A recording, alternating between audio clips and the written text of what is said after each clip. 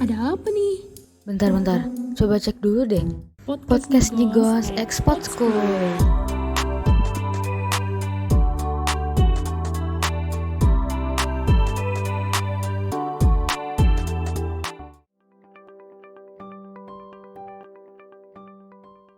Hai Algoners, welcome back to Nyigons Export School. Yap, nyimak Algons X Podcast Kuy. Aku Kristal dari Fakultas Psikologi Angkatan 2023. Dan aku Rea dari FKH 2023. Hari ini kami berdua akan nemenin teman-teman semua di episode kali ini. Nah betul banget tuh, gimana tuh Rea? Kayak kehidupan di fakultasmu sekarang tuh gimana? Kayak lagi senang-senangnya kah? Lagi hektik kah? Atau gimana tuh? Boleh dong cerita dikit-dikit. Ini kan kayak lagi UTS gitu ya, dan aku dari FKH.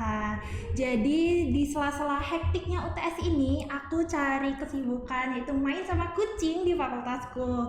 Jadi kayak stress relief gitulah. Kalau di fakultasmu gimana? Nah di fakultasku tuh juga ada banyak kucing loh.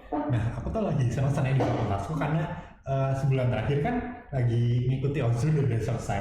Nah tapi sekarang nih digebur lagi hektik UTS lah, yang tahu sendiri kan ya. Nah tapi selain itu aku juga selain pendidikan tuh aku juga tertarik banget loh sama program yang namanya ISMA itu. Kamu tahu nggak? Aku sering dengar, tapi aku nggak tahu ya ISMA itu lebih lengkapnya kayak gimana. Oke, jadi ISMA tuh panjangnya Indonesian International Student Mobility Award.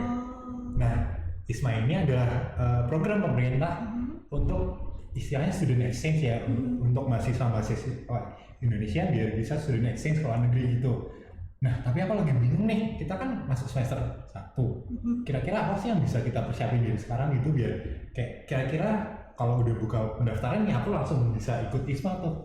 Kamu tenang aja, emang kamu nggak tahu siapa hari ini bintang tamu kita? Emang siapa sih? Ada Kak Kevin dari Fakultas Psikologi Angkatan 2020. Hai Kak Halo, Kak Kevin. Kevin. Halo, iya perkenalkan nama aku Kevin dari Fakultas Psikologi, berarti sama kayak Chris ya. Ya dari 2020 and thank you udah diundang ke Nyigons Export School ya. Iya, betul. Gimana nih kabarnya Kak Kevin sekarang? Oke sih, kabarnya baik-baik aja. Mungkin lebih ke sibuk aja kali ya karena lagi minggu UTS. Jadi kesibukan kakak sekarang lagi UTS ya? Iya, UTS sama ada magang UKM juga. Kebetulan aku ketua UKM-nya, UKM debat. Jadi lumayan ada kesibukan di situ. Tapi ya selain itu ya kira-kira itu aja sih. Nah Kak Kevin, aku kan tertarik banget ikut ISMA sih. Gak cuma aku sih, aku percaya juga yang nonton podcast di luar sana itu banyak banget yang tertarik ISMA. Nah boleh dong Kak cerita-cerita dikit nih awalnya kenapa tertarik ikut ISMA gitu Kak? Oke, kalau tertarik ikut ISMA itu awalnya tuh emang tadi tuh rencananya dulunya S1-nya tuh mencoba di luar. Tapi waktu itu karena masa COVID banyak yang tutup, jadinya emang nggak bisa kan. Terus mikir ya udahlah mungkin kesempatan buat keluar negerinya ada exchange.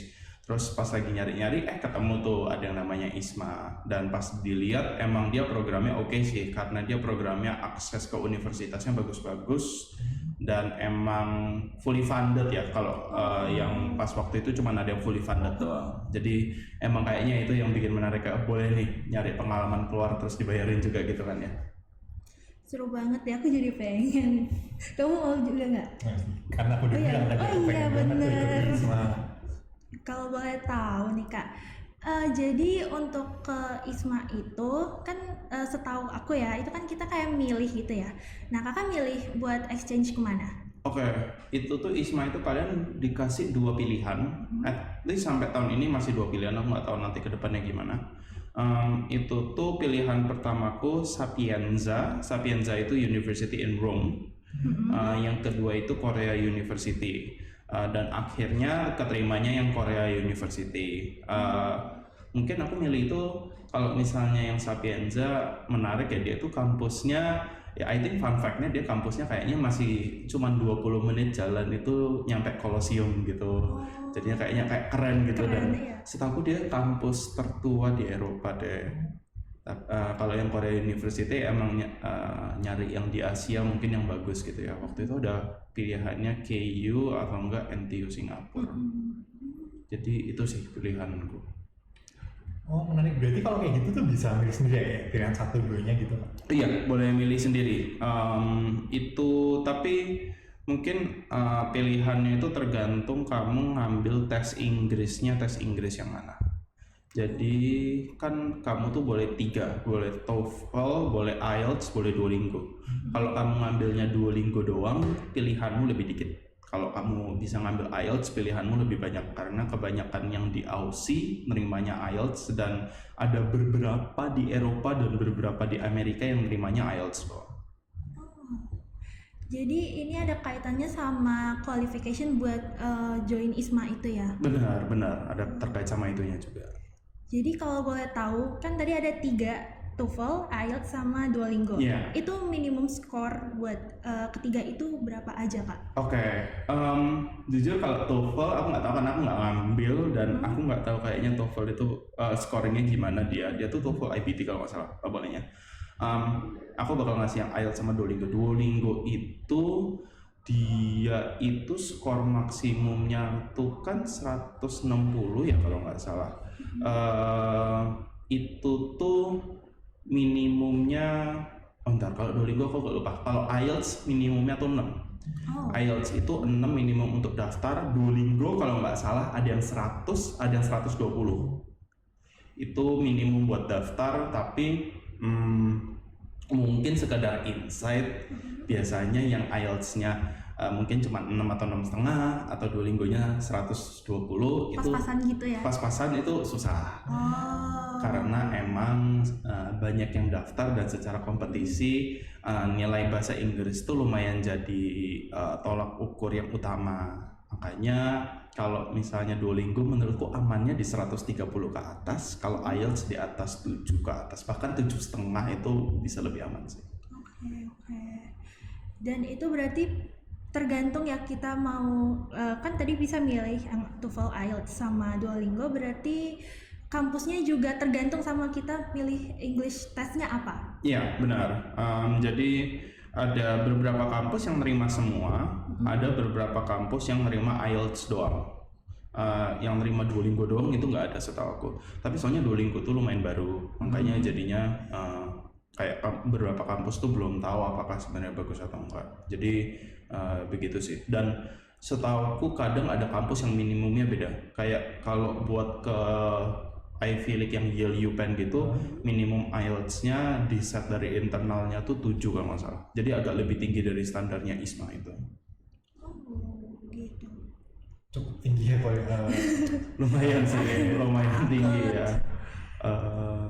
Tapi ya, ada beberapa pilihan lain yang nggak setinggi itu sih. Kayak yang kalau di Asia gitu, itu general masih lumayan lebih oke. Dan banyak yang bagus juga. Korea salah satunya. Ke University of Malaya yang di Malaysia itu dia rankingnya masuk top 100 kok setahu aku. NTU Singapura of course, Taiwan juga banyak yang bagus. Terus Kak, kualifikasi selain kayak tadi English proficiency test, kira-kira ada apa lagi sih yang harus kita persiapkan gitu? Mungkin jadi kalau di awal itu kita kita diminta transkrip nilai sama nilai bahasa Inggris. Terus habis transkrip nilai sama sama ada personal essay. Habis itu tuh tahap dokumen. Kalau misalnya tahap dokumen yang itu udah selesai, nanti ada tahap berikutnya. Di tahap berikutnya itu dimintain CV. CV-nya itu dimintain kayak kamu ada pencapaian apa aja, organisasimu apa, pernah publikasi enggak, pernah volunteer enggak. Jadi menurutku yang bisa dipersiapkan ya at least ya itu mungkin ya IPK-nya ya maintain IPK bagus. Dia itu minimum mendaftar ISMA IPK-nya 3. Tapi ada beberapa uni yang set sendiri kayak 3,2, 3,3 gitu. Usually di atas 3,5 itu lebih aman, dan kayaknya waktu itu aku ke Korea University itu kebanyakan di atas 3,5 sih. Kebetulan kayaknya yang di bawah 3,5 cuma ada 4 orang, dan salah satunya kebetulan aku. Tapi ya mungkin terkompensasi dengan lain. Selain itu sih achievement sama organisasi. Kalau kamu bisa menunjukkan kamu aktif ikut lomba, aktif ikut organisasi, mungkin itu bisa dipersiapkan juga. Jadi kalau buat berkas itu sih, essay sama motivation letter itu kamu harus bisa nulis kayak keunggulanmu apa yang kamu akan lakukan di sana, kenapa kamu akan dipilih sebagai mahasiswa untuk ISMA gitu. Itu harus bisa kamu harus bisa nyari banyak sih workshop, webinar yang menjelaskan esai itu gimana buat keterima hal-hal kayak gitu. Jadi mungkin itu bisa dipersiapkan juga. Berarti untuk esai sama motivation letter itu di tahap pertama ya siapinnya? Seingatku ya, esai sama motivation letter tuh di tahap pertama. Berarti setelah tahap pertama ada tahap selanjutnya. Benar. Tahap selanjutnya itu tahap apa, Kak? Tahap selanjutnya tuh interview. Interview, tapi mereka juga sekalian ngumpulin CV sama ada tes yang namanya tes kebinekaan. Kalau tes kebinekaan itu cuman making sure bahwa kalian itu tidak radikal lah, supaya make sure kalian itu anak yang baik-baik aja. Itu tes kebinekaan sama ya interview. Interview itu penting sih. Berarti secara keseluruhan ada 2 tahap. Iya, 2 tahap, tahap dokumen sama tahap interview di istilahnya. Lumayan. Berarti buat maintain image-nya Indonesia juga gitu ya? Benar, jadi yang supaya kalian di sana kan ya sebagai representasi Indonesia juga. Jadi ya at least ada standar yang betul ya. Kalian di sana mungkin lumayan bebas, tapi jangan mencoreng namanya aja gitu lah. Itu sih. Dan itu kakak kan di Korea ya berarti? Iya, ya? Korea. Di Korea. Berarti di sana itu fully funded ya? Fully funded. Dengan living cost juga? Benar, living cost-nya juga fully funded. Dia itu sistemnya kamu dikasih tiap bulan dikasih living allowance, dan kamu juga dikasih at the beginning itu tambahan 1 bulan living allowance buat bayar dorm, buat settling into the country. Misalnya kamu ke sana, misalnya kamu nggak punya baju dingin, tapi kamu pergi ke negara yang ada musim dinginnya, ya kamu beli baju dingin. Atau something like ya kamu butuh beli bantal, butuh beli spray buat ranjangmu, kadang gitu sih.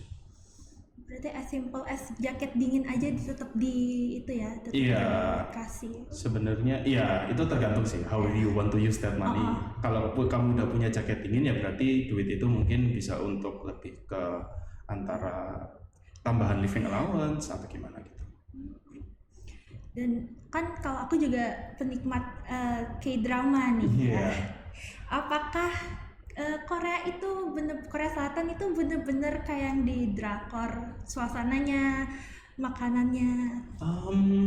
I would say aku karena sebelum ke KU-nya nggak nonton drakor, tapi mungkin selama di sananya dan leading up to it kan, kayak aku tuh sebenarnya nggak fanatik Korea gimana pun, tapi aku ngelihatnya universitasnya bagus.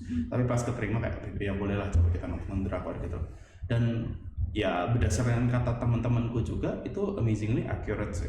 Kayak kecuali ya maksudnya suasananya ya, kalau misalnya cerita romantiknya itu kan tergantung setiap orang ya. Tapi yang kayak makanannya, suasana restorannya dan suasana tempat-tempatnya tuh amazingly accurate. Emang tempat Korea itu bisa aku bilang tempatnya nyaman sih, soalnya bersih dan lumayan modern ya, jadi kayak lebih enak dilihat gitu.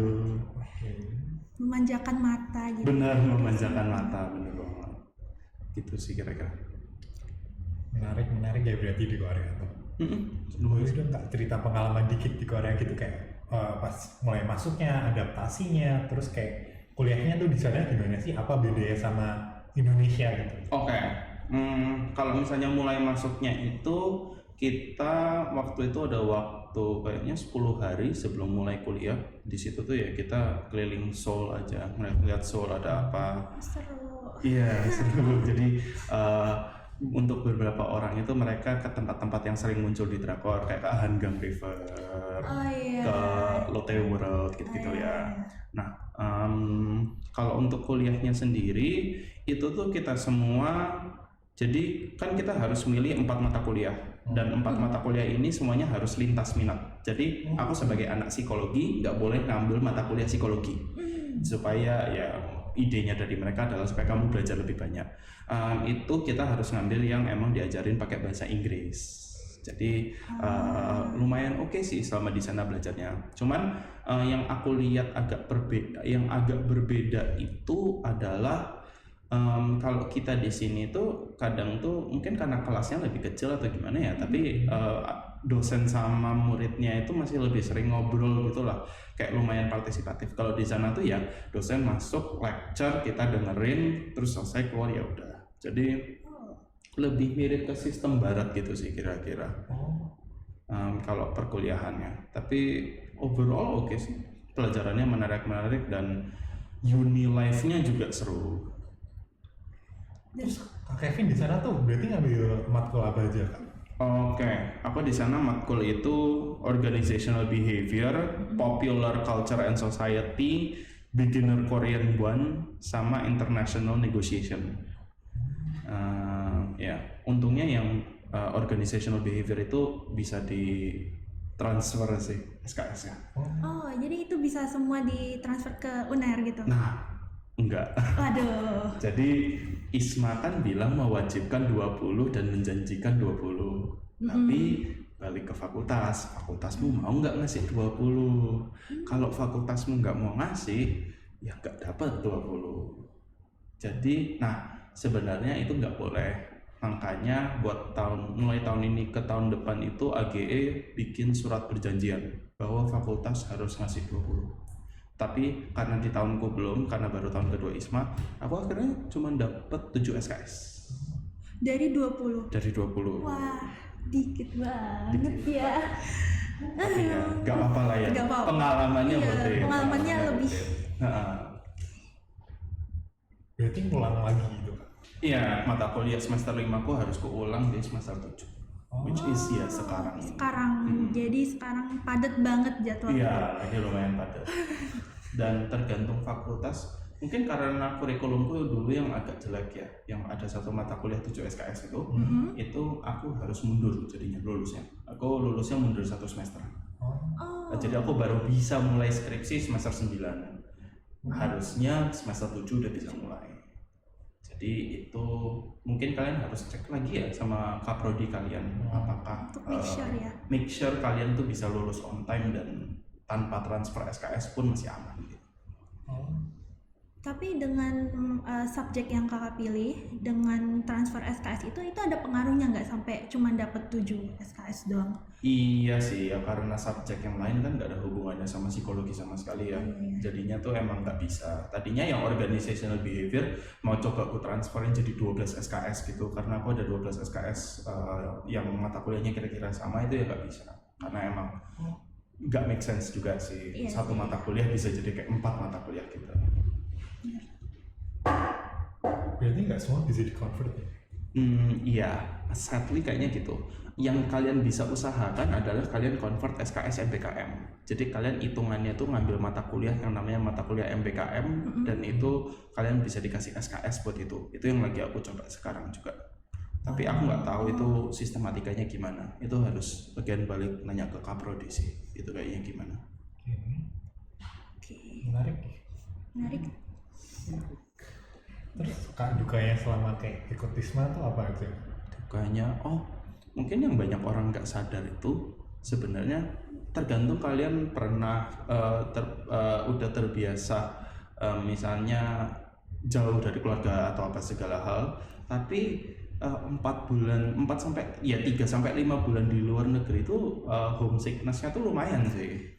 Beberapa orang tuh mungkin enggak lah, aku selama di UNER misalnya stres, banyak tugas ini aku bisa keluar negeri. Cuman yang kalian nggak sadar adalah misalnya kalian di Surabaya, kalian lagi capek, kalian tuh punya kafe yang kalian bisa pergi, yang aku suka kafe ini, atau kalian tahu kalian suka ke mall, misalnya kalian suka ke TP, dan ya menurut kalian TP itu tempat yang bikin kalian bisa nyaman. Nah kalau di luar negeri itu susah, karena segala hal itu tampaknya asing, dan kalian juga ya teman-teman kalian ada teman-teman ISMA, tapi obviously bukan teman-teman ISMA yang udah sedekat selama itu.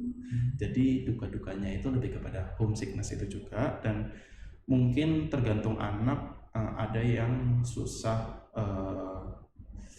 bonding sama anak ISMA lainnya, jadinya mungkin di situ mereka agak merasa sendiri di luar. Jadi itu ya bisa terjadi bisa enggak, tergantung kalian juga.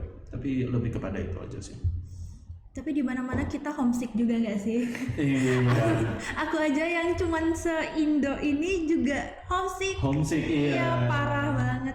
Kayak, aduh, aku masih mencari cara untuk bisa deal with it sampai sekarang. Tuh, kamu homesick juga nggak? Udah kebiasa sih dari SMA. Oh ya. Yeah. Nah, boleh deh Kak. Pesan-pesannya untuk kita-kita yang mau coba ISMA selanjutnya. Oke. Pesan-pesannya menurutku gini, kalian coba sebelum daftar tanya dulu sama diri sendiri kalian, motivasi ikut ISMA ini apa? Kalau emang kalian memiliki motivasi emang ingin mencari pengalaman, ingin untuk mencari pembelajaran baru di luar ya oke. Cuman yang bisa aku ingetin adalah meskipun ISMA ini tampaknya dan banyak orang bilang itu kayak kamu tuh jalan-jalan 4 bulan, itu tuh nggak segampang itu. Dan banyak kasus anak-anak yang ISMA yang mereka kira jalan-jalan 4 bulan, akhirnya mereka banyak yang minta pulang. Kayak aku tuh udah nggak tahan di luar, aku tuh mau pulang, tapi nggak boleh karena secara kontrak kamu nggak boleh pulang sebelum masa selesai. Jadi itu, dan kalau memang kalian niatnya udah benar, mungkin kalian di situ bisa untuk benar-benar fokus mempersiapkan, karena mungkin menurut kalian ISMA itu karena banyak yang daftar hoki-hokian, enggak dengan kalian mempersiapkan nilai bahasa Inggris yang bagus, dengan kalian mempersiapkan portfolio yang bagus, dan menurutku salah satu yang penting itu public speaking skill biar di interviewnya juga bagus, itu penting sih. Jadi make sure ini yang cocok buat kalian, dan kalau udah cocok ya fight for it aja sih untuk fokus. Gimana Christoph? Masih membara-bara mau ikut ISMA? Tambah tertarik sih aku juga. Kalau kamu gimana? Kayak jadi pengen ikut apa enggak? Iya, dan karena aku juga suka Korea, aku juga jadi kayak aduh aku mau banget.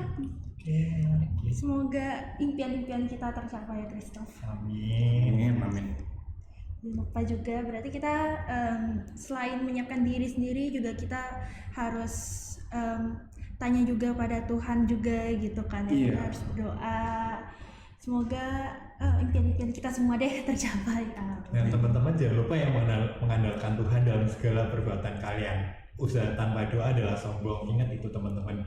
Dan kalau kalian cuma usaha juga tanpa doa, gimana mau keluar negeri? Waduh, gimana tuh? Nah, sebelum kita mengakhiri sesi kali ini, kita berdua mau ngucapin thank you ke Kak Kevin udah meluangkan waktunya untuk sharing-sharing sama kita di sini, dan teman-teman yang di rumah-rumah yang lagi dengerin podcast kita. Nah, teman-teman yang mau dengerin podcast kita lainnya bisa juga ke Spotify, PNG, atau ke YouTube KMK Algons ya teman-teman. Aku Christoph, aku Kevin, dan aku Rea. Sampai jumpa di kesempatan selanjutnya. Bye bye teman-teman semua. Tuhan memberkati.